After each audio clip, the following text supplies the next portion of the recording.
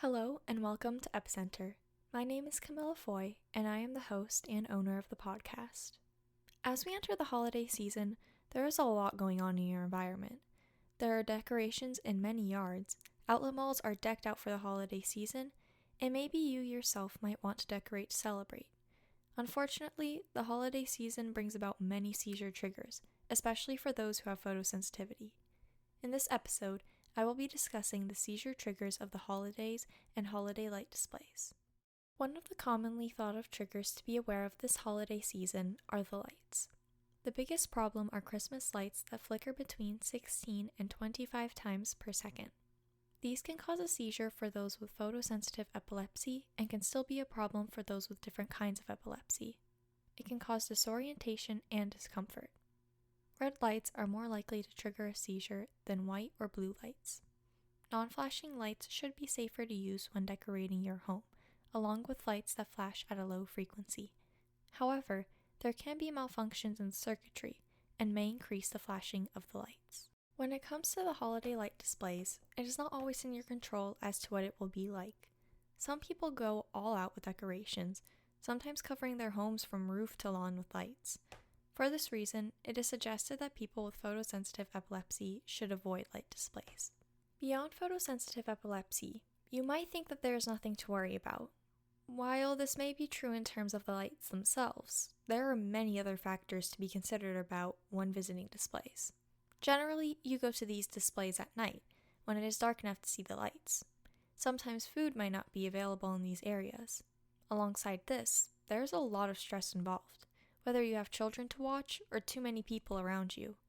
Other times, if you are attending a larger sort of light display event, there's alcohol served. You might be seeing what I'm getting to here, but if not, that's okay. I'll explain it to you. In many cases, sleep deprivation is a seizure trigger. If you have epilepsy, and this is a problem for you, staying up late at a light display event can present some negative effects. It is suggested that you get a good amount of sleep before visiting these displays, or ensure that the time you spend at these places don't eat into your sleep schedule. For others, not having enough to eat can trigger seizures. Don't miss out on your meals for these events. I know that they generally take place at dinner time, but eat your regular, healthy meals before attending the event. If possible, bring snacks with you so that you always have some sustenance. In certain displays, there can be food served. If you are on a special diet for your epilepsy, make sure to stick to it. As aforementioned, certain light displays do have food and drinks served.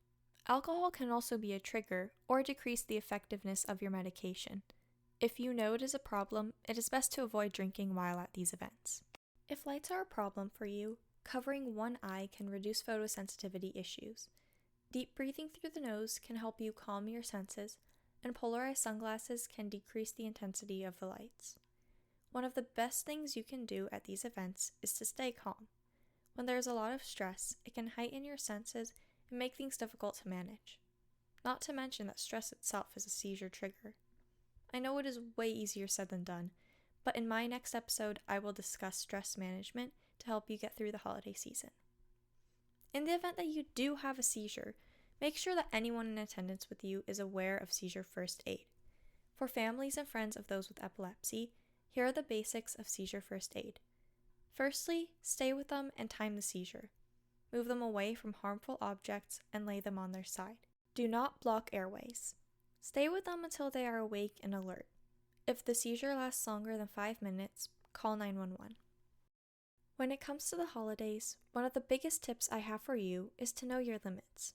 It isn't uncommon for people to push past them for the sake of having a good time or pleasing others. If you know you can't handle something, don't try to endure it across any lines. It is important to put yourself first, and don't be afraid to share with others about your epilepsy. Make sure they understand your limits as well, so it maximizes the fun you can have together.